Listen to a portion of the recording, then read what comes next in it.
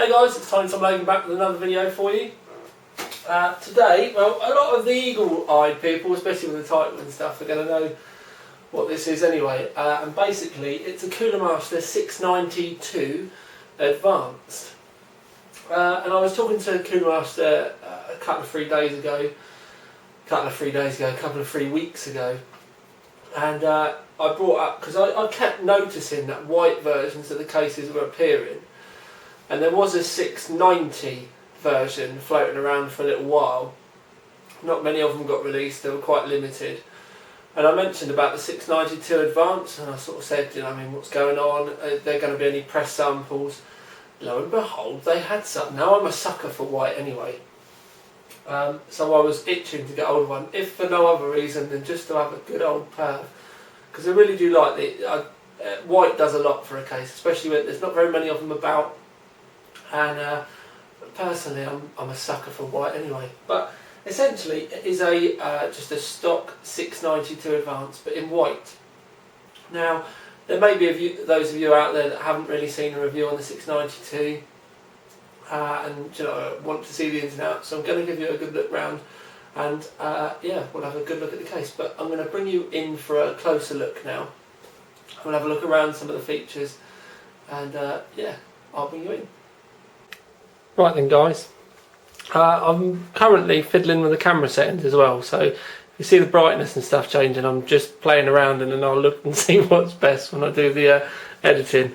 But like I said, we're going to run through the settings and everything, settings on the case, features of the case. Go from this side, that's the power button, you've got a reset button. First USB 2, then you've got, oh, I've turned the case on, then you've got the microphone and the headset for the audio. You've got another USB 2 and an eSATA slot. If I just tilt the camera down slightly, basically just up here there's a button to be able to turn the front lights on. I'm a bit disappointed, so if I bring you up, it doesn't turn the light on up here or at the back, and there doesn't appear to be any LEDs in it either, and I quite like the look of it with the LEDs. This here is, you've got a little flap that you can slide open, and you can put a 3.5 or a 2.5 inch hard drive in there.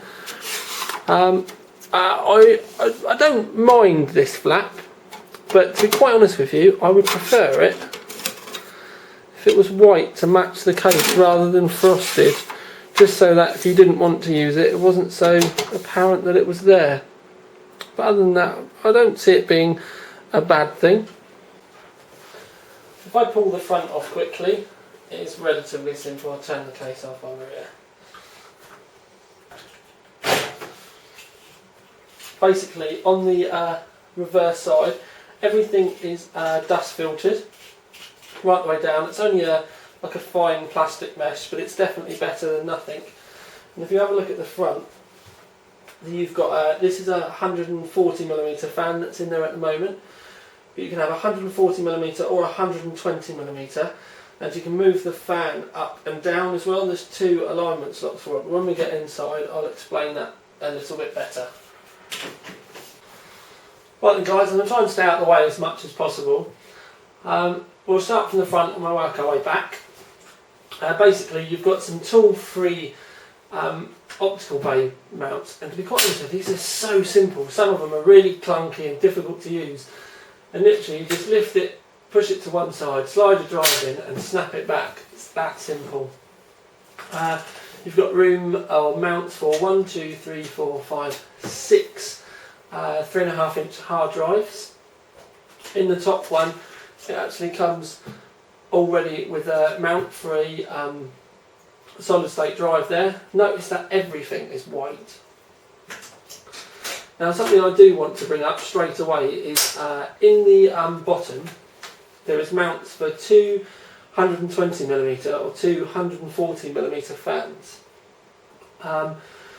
These are just the right spacing for a 15cm gap water cooling radiator. But straight away you're going to be thinking, how am I going to get a water cooling radiator in if I've got all the hard drives in? Well, this bottom section of the hard drive, all these bottom 4, you can remove this section of the hard drives and put your radiator in there, and that's why the front fan can be moved up and down, so that you can move the fan up out of the way to miss the water cooling rad. I've got this Coolermaster 1000 watts Silent Pro Gold power supply in here, just to show you that if you did have a 120mm times 2 or a 240mm rad in here, then your cables would be quite tight. It's not that it's impossible, but with a longer power supply it will be quite tight on the rad, so just bear that in mind. But it would fit just about, you just have to really squeeze everything in there, but it would just about go. There's a 140mm fan in the roof, but again there's mounts there for 240mm fans, or it has just the right spacing for a dual 120mm radiator. You could just about, if you didn't have a large heatsink, you could just about get a decent sized radiator in there without it causing too many problems with the motherboard. I don't believe you won't get a full sized fan on the upper section. Say for argument's sake, if you wanted to have the fans above, you wouldn't be able to do that. But with a 240 in the roof and a 240 in the front, you'll be able to keep a reasonable CPU and graphics card cool. Obviously, if you're thinking about dual graphics card loops and stuff like that, you may have to, sort of like consider all your options. But for the majority of loops, a couple of 240mm rads will be fine, and you'll be able to stick your pump, or have a pump in the front with a reservoir, or you could also go for one of the reservoirs that have got the pump mounts built into them, just to save room. Like I said, we've got a larger power supply in the bottom, and all the cables have been able to be tucked up around the back fine. In the back of the case, you can see there's the 240, I've got 240mm on the brain, 120mm fan. As I said, the roof fans and the rear fan are clear, but they've not got LEDs, which I was a little bit disappointed about, because when this is lit up with the blue lights, it actually looks really, really nice. I'm quite a fan of it, and I'm just going to turn those studio lights off quickly. We have still got the lights on for the rest of the room, but if I turn it on, that blue look, if you imagine you had that in the roof and in the back as well, I think that would look amazing. It gives it a lovely icy blue finish. Now, I would personally be tempted, if I was to buy this case, to change the roof fan and the rear fans that had blue LEDs as well, because that looks lovely. I really do like the look of that. I'm going to turn these lights back on. So yeah, I really, really do like the look of that, and if you went for a white and blue build, I think it would be amazing. Now, we've got the Gigabyte UD3 V2 in there. You can see that the Noctua and HD14 fits fine. You can get the door on perfectly fine as well. This is a 6870. Larger cards will fit, but you will have to consider whether the power is on the edge of your graphics card or on the front. If it's on the end, you may have to do some sort of like clever wiring through the gaps. If I point it this way, so you can see, you may have to do some clever wiring. It should be fine though. The ones that I've tested, I mean, I managed to get 480 and a 580 in there fine without any problem, so you're probably not going to run into too many other issues. There isn't a massive amount of room between the final slot of the PCI slots and the power supply. So if, for argument's sake, like on this Gigabyte, you have a PCI Express at the bottom of your motherboard that you're hoping to put a graphics card in and it's dual slot, you're not going to be able to get it in with the power supply there. So again, consider your options with your system configuration wisely. Something that I have been incredibly impressed with this is the attention to detail. The bottom 120mm mounts or the bottom fan mounts I should say, have actually got mesh pre-installed, which I really liked, and because it's white, even though you've got the mesh cutouts for the floor, you can't actually, where it's white, it takes your mind off of it. Rather than it looking like mesh and you can see through at your desk, you see more white. All the front mesh is white, even the mesh in the roof is white. If I lean over here, I've got the power supply tilted just so you can see the nice gold fan guard on the top. I will get my words out. But if you were to tilt it the other way around, so it was drawing in from underneath the case, they ship another white filter for that. You get a set of 5¼ inch to 3½ inch drive bay mounts for in the side, should you want to put a 3½ inch bay in, and you also get a 3½ inch bay adapter, and everything is white. Now this, I'm going to talk about it because it comes with a case, but I really don't like it. I'm not into gadgets like this, but basically you can put an 18mm fan in here, and then you can screw it in the back, and then this goes around, supports your graphics card, and you can have a fan blowing over it. Now I know a load of you out there are going to like the look of that, and do you know what I mean, be, ooh, do you know what I mean, but the 18mm fan's going to make noise. In my honest opinion, that looks bloody horrible on the side of the case, and it's a quirky gimmick, and I understand that a lot of people will like it and probably want to use it, but in my honest opinion, and generally you're here because you want to hear my opinion, I really don't like that, and that would be one of the things that I would just toss straight in the bin. Just running around to the back, if I turn this off. We do it all live and raw. Just running around to the back. You can see that you've got a couple of grommets there. Again, these are like a clear, sort of frosted, rather than having horrible black ones in the back that will stick out like a sore thumb. You've got those ones. So, not being funny, there's plenty of radiator room inside, but if you did want to have an external radiator, then they're there ready.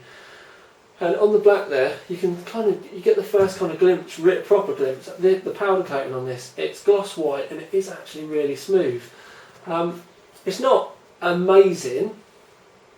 My guys generally do better, but what we need to remember is this is mass produced, and for the majority of you, that's going to be amazing. We've got an extra PCI bracket here. A lot of people have messaged me going, why did they put one up there? You can't get a graphics card in there. Which, do you know what I mean, is a fair comment. But there are a lot of PCI add-ins, like for argument's sake, USB at the back, USB 3, and generally anything that you don't actually need to be powered, you know, like to be plugged into a slot on the motherboard, you can put there and then just run your wires to the motherboard itself. So it gets stuff out of the way and frees up slots for the actual motherboard itself.